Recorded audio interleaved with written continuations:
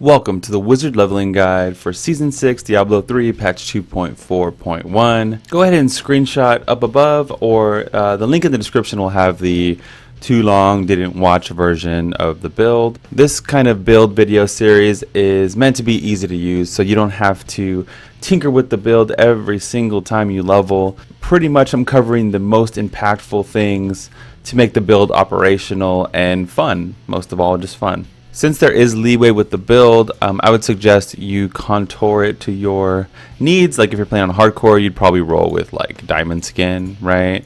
Or if you need more arcane power, you would probably use the prism rune, right? So you can contour it to your liking, but everything else is just fluff. I'm going to cover the things that matter the most. All right, let's get into the build itself, right? So I'm going to kind of walk through the build with you, and then we'll cover some like alternate build routes that you can do, okay?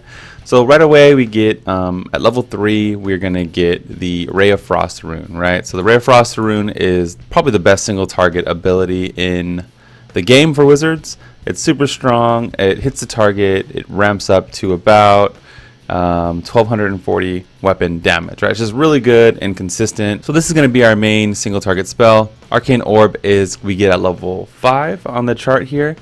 And I say don't use any runes, right? So let me show you what I mean. So I throw Arcane Orb and boom, it's going to hit multiple targets. Even from right here, you throw it down here. Can you see it on the screen? Yeah.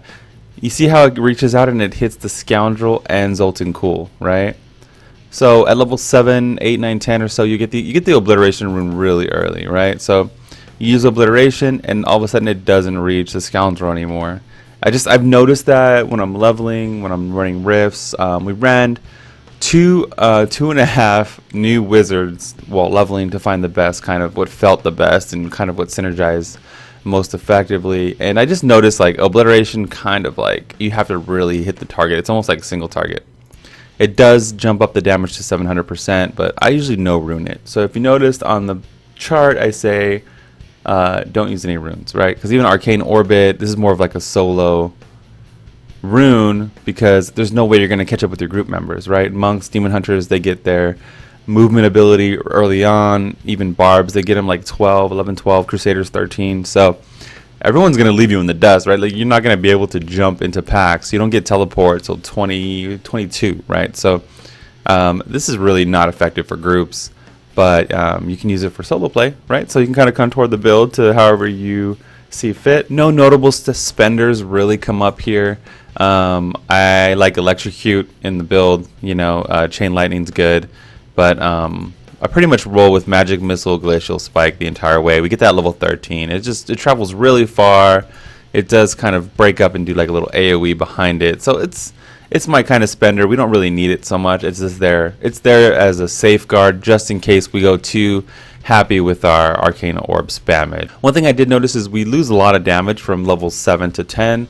You can go to your little blacksmith. You can create a two-handed axe at level 8. It doesn't use any yellow materials. It's just 4 white and 4 blue. It's super easy to get. You should have the materials by then, and it doesn't take a lot to upgrade the blacksmith to craft level 8 items. That's if you didn't get any drops with the Diabolic Horde or whatever you're doing while you're leveling, right? This is not a leveling guide. This is just a skills and build kind of a video. Power Hungry is amazing, right? Being healed by a health globe causes your next arcane power spender to be cast for free, which is great synergy with Arcane Orb because Arcane Orb uses a grip. It uses 30 arcane power. At level 16, I switched to Glass Cannon passive, but then at level 20, when we get our second passive, I go back to Power Hungry. And it's really up to you to decide whatever order you like, but either way, you'll have both of those by level 20. The real kicker happens at level 22 when we get Disintegrate.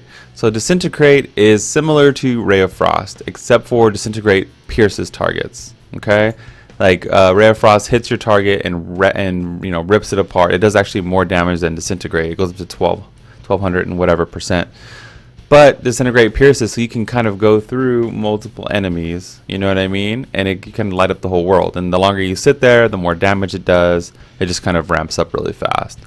So Disintegrate is going to be our main ability we're going to build around the rest of the way. Pretty soon after that, at level 26, we get our Convergence rune, and that gives us a little bit more AoE. And then you don't have to worry so much about Arcane Orb. You can drop Arcane Orb at that point, because now we have a AoE that we can control. No other real notable game-breaking changes till 30. At level 30 we get our third passive, and I decided to go with Evocation. You can put whatever you like. I like Evocation because I also take Archon. You get Archon at level 30, and I like Archon because it's like our just like our level 70 build. It's our elite killer, our Rift Guardian killer. The right click does actually more damage. So single target, AoE, spam, hold down, left click, and spam Q for AoE if you happen to be in the middle of the pack. At level 46 we get our Pure Power rune, and that's going to lower the cooldown to 100 seconds. Really good. 61 Black Hole, one of the best abilities. Is so strong early on. So let's go into alternate build routes, right? So through your travels, you're going to find items that might augment the way you play the game. So there's two types of items. There is armor and weapons. Weapon is going to be amazing when you first get it. You know, it's going to spike your DPS. Like this time, Arcane Orb triggers an additional time, right? So we're going to throw Arcane Orb out here, and it's going to boom, boom, right? You're going to get double the DPS, double the effectiveness per 30 Arcane Power. So it's probably like one of the most effective things you can get early on is an Unstable Scepter. It's just beast mode, right? The only thing about weapons is you outlevel them, and you outlevel them fast. You can't use them forever. Like, you know, even yellow items start to outscale them early on. So it's great for now, but you can always keep it, and you can put it in the cube later on once you unlock the cube. Some of the best items to get are items that are armor pieces, because you can sit on an armor piece for 70 levels. Like if you have just a really crappy armor slot, it won't really affect your leveling process, right? So you can use the benefits of gold wrap, right? On pickup, you gain armor for 5 seconds equal to the amount of gold you pick up. So I have the gold wrap up here, and it appears you can get it at level 8. So you have to use blood shards to get it before level 12, to my understanding. Let me know if that's wrong in the comments below. But to my understanding, you can get it at level 8 with blood shards, but the legendaries don't really start to drop till level 12 plus. Another beast item that you can get that'll carry you to 70 is the Mantle of Channeling. You deal 20 to 25% more damage, and you take 25% reduced damage when you're casting Disintegrate. So I would, if I got this item at any level, I would pretty much just sit on it, leave it in my armor slot, and never think about it again, unless I got another Mantle of Channeling, right? So it starts dropping at level 31. What else did we find? We found another item here. Yeah, so the Edge Sigil you can also get at level 30. As we're already casting Disintegrate, it's going to throw out one of your spenders. So make sure you have a spender on your bar, like Arcane Orb is a good one. You can get a lot of different items as you're leveling, and it's just funny how one drop can completely alter the build, and you would pretty much change the whole leveling guide. That's why it's hard to do these leveling guides, because I don't even follow my own guides every season, because I pretty much build around the legendaries. So like even the Swami, you get the Swami, you can sit on that for 70 levels. It's another great item that you can use. So you guys kind of get the idea, right? The Shame of Delseer drops early, and your signature spells attack 50% faster. And yeah, this is just meant to be a quick reference guide. I hope you guys enjoyed the video, the content. If you want to see more, let me know in the comments below. It's kind of like a new style of video, and yeah, if you get a second, follow me at twitch.tv/bloodshed. I stream there 5 days a week. We do like Diablo content, like 80 to 90 to 100% math, right? Diablo, and yeah, as you guys subscribe down below to my YouTube channel, we're Diablo channel pretty much. So this is Bloodshed, and I'm out of here.